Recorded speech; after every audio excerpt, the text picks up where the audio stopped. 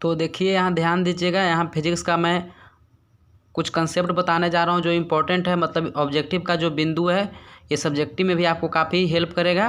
तो यहाँ ध्यान दीजिएगा, यहाँ मैंने इसको मतलब नोट्स बनाया है।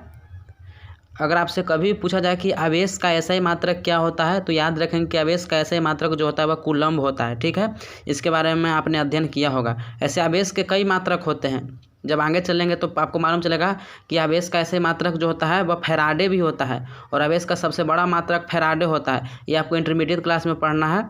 उसके बाद आपसे पूछा जा सकता है कि विद्युत धारा का SI मात्रक क्या है, तो एम्पियर है।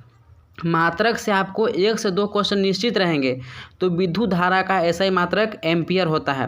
उसके बाद तीसरा पॉइंट है कि जूल बटे कूलम्ब को वोल्ट भी कहा जाता है। आपसे पूछा जाएगा कि 1 वोल्ट किसके बराबर होता है, तो 1 जूल बटे 1 कूलम्ब, मतलब जूल बटे कूलम्ब को ही वोल्ट कहा जाता है। ठीक है, यानी कि V = क्या हो जाएगा, V = जूल बटे कूलम्ब, यानी कि जे जो हो गया आपका एनर्जी हो गया और कूलम्ब आवेश हो गया।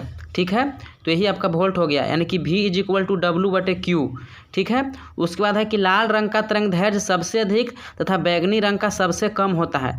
जो लाल रंग का वेवलेंथ होता है, तरंगदैर्घ्य का मतलब होता है कि उसके श्रृंग और गर्त के बीच की दूरी कितनी है।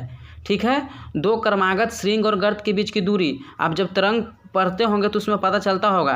तो वो जो तरंगदैर्घ्य होता है वह लाल रंग का तरंगदैर्घ्य सबसे अधिक होता है, मतलब इसके बीच में जो दो क्रमागत श्रृंग हुआ और गर्त हुआ उसके बीच में मैक्सिमम दूरी इसमें होता है, इसीलिए इसका विचलन सबसे कम होता है। इसीलिए जो होता है यह अधिक दूरी तक बिना मतलब फैले हुए जा सकता है, और इसी कारण से रेलवे सिग्नल में लाल रंग का जो है हम लोग प्रयोग करते हैं।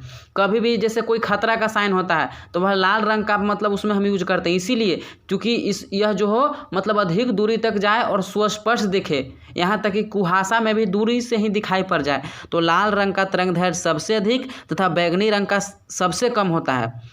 लेकिन ध्यान रखेंगे ये तरंगदैर्घ्य है, लेकिन पूछा कि किस रंग का विचलन सबसे अधिक होता है, तो जिसका तरंगदैर्घ्य सबसे ज़्यादा होगा उसका विचलन सबसे कम होगा। तो बैगनी का तरंगदैर्घ्य सबसे कम है तो विचलन बैगनी का सबसे ज़्यादा होगा।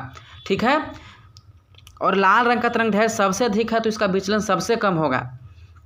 पूछा जाएगा कि स्पेक्ट्रम में किस रंग का झुकाव सबसे ज़्यादा होता है, तो बैगनी का झुकाव सबसे ज़्यादा होता है क्योंकि इसका विचलन सबसे मतलब अधिक होता है।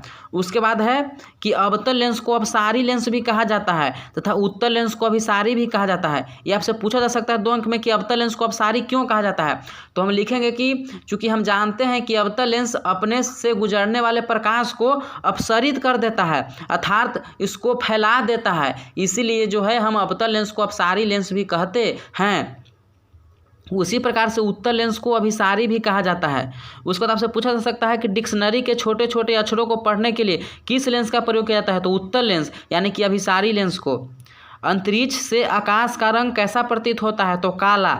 इंद्रधनुष क्यों बनता है, तो देखिए जब आप इंटरमीडिएट क्लास में पढ़िएगा फिजिक्स में, तो इंद्रधनुष बनने के पीछे केवल प्रकाश का वर्ण विक्षेपण ही नहीं है, उसके पीछे कारण पूर्ण आंतरिक परावर्तन और प्रकाश का अपवर्तन भी है। ठीक है, जब आगे पढ़िएगा, लेकिन फिलहाल जो मेन रीजन है इसमें प्रकाश का वर्ण विक्षेपण ही है।